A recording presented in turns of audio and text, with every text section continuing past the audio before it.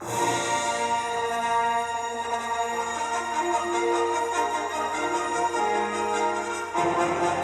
and welcome back to Jack of the Movies. I'm your host, Jack Heim, and today we are concluding our look at Star Wars Episode 5, The Empire Strikes Back, with another great action sequence and a way how it introduces a new character.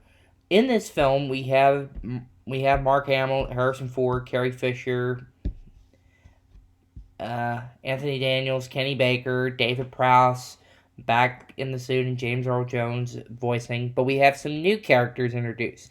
Frank Oz plays the role of Yoda, and also we have Billy D. Williams playing a new character named of Lando Calrissian. An old friend and an old smuggling buddy of Han Solo joins Han, helps Han a little bit, but then you think he's betrayed and he's a villain, but he's actually a guy who's trying to help his old, just worry about his own skin instead of saving Han, but then later he decides he wants to rescue Han because he's a friend. And during it, they try to get to him, but they're too late, and he's on his way to Jabba the Hutt, who is one of the bad guys that was in the first movie that they talked about, but in the special edition version they showed him. But we're going to focus on this scene that was shot at Elf Street Studios.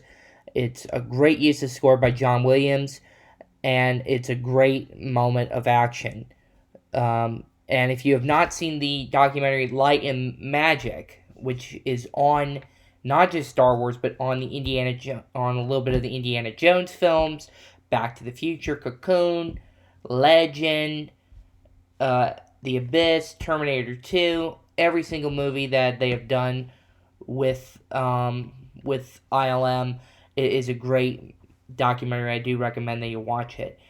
But the footage here is not owned by me. It's owned by 20th Century Fox, Lucasfilm, and the Walt Disney Company. So, and this is also a little bit, I'm going to explain a little bit more about what happened after the release of this movie. So, here we go with The Empire Strikes Back, Escape from Cloud City. Let's roll it. This was shot back at Elf Street Studios in London.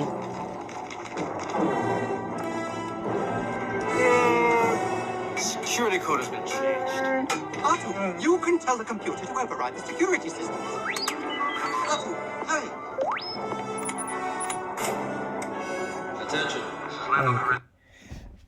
Some of these shots of when Lando's talking is actually from the special edition cut and the 2004 version. This was not in 1980. I advise everyone to leave before more Imperial troops arrive. That's a power socket. That's not a computer terminal. Oh, don't blame me. I'm an interpreter. I'm not supposed to know a power socket from a computer terminal. R2.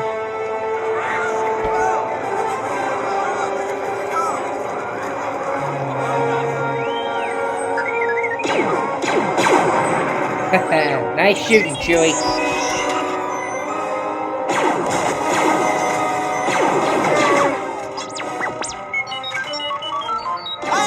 We're not interested in the hyperdrive on the Millennium Falcon at Space. Just open the door, you stupid lump! Come on.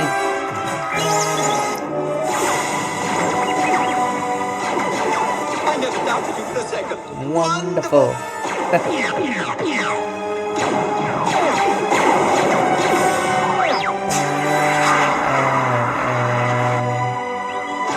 I love the use of John Williams' score in this film, and Empire is actually my favorite Star Wars movie of any of the movies. It's the number one film.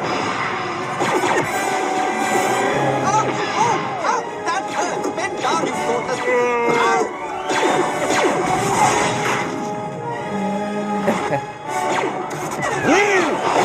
Go!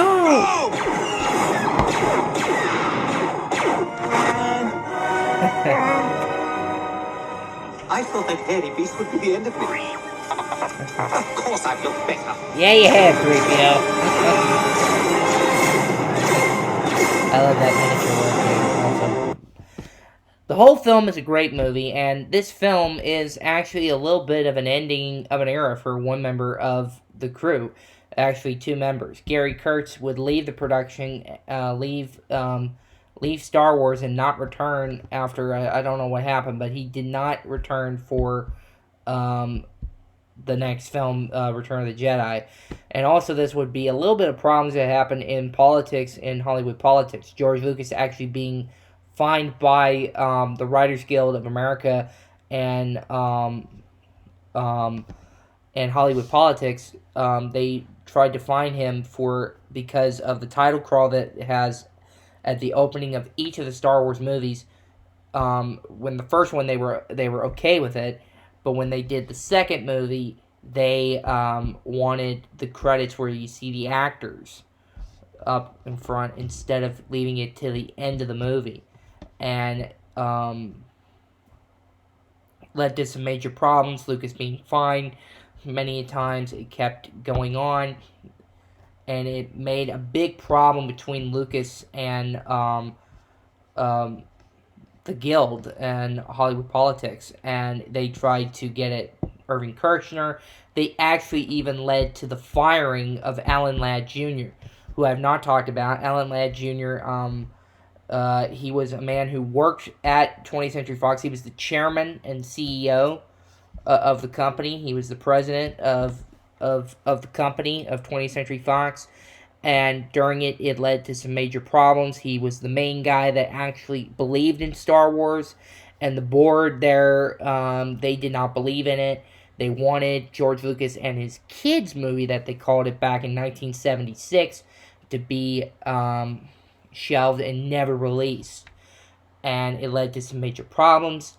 And then when they saw it, Ladd and Spielberg were the only two people that believed in it, and they let them keep going and going until the summer of 77. And they actually even were going to do another film project. Lucas was originally going to do Indiana Jones, originally with 20th Century Fox. He was originally going to do that at Fox. If Alan Ladd Jr. was still there, they were going to do Indiana Jones. But because of problems that happened in politics, Lucas resigned from both the Writers Guild, the Producers Guild, and the Directors Guild of America. He resigned from all three because of the Hollywood politics, because of Empire Strikes Back, and he could not hire Steven Spielberg to direct. Originally was going to direct Return of the Jedi, and he could not hire him because of what was going on. And during it, he did somewhat resign, but then they decided to apologize him for persecuting him, and they allowed him back into each of the guilds in late 1980, so then he could produce Raiders of the Lost Ark. So then he could produce it. But I don't know the whole gist about it, but you can watch the documentary Empire of Dreams, which actually shows more about the behind the scenes of Star Wars on the original trilogy, and hear about what happened to Lucas and why everything happened. But we'll be back again. We're going to go back into the world of high action and see how can the same thing happen to the same guy twice with Die Hard 2 Die Harder. So until next time, this has been Jack. I'm a Jack of the Movie saying so long for now. And like and subscribe to the channel.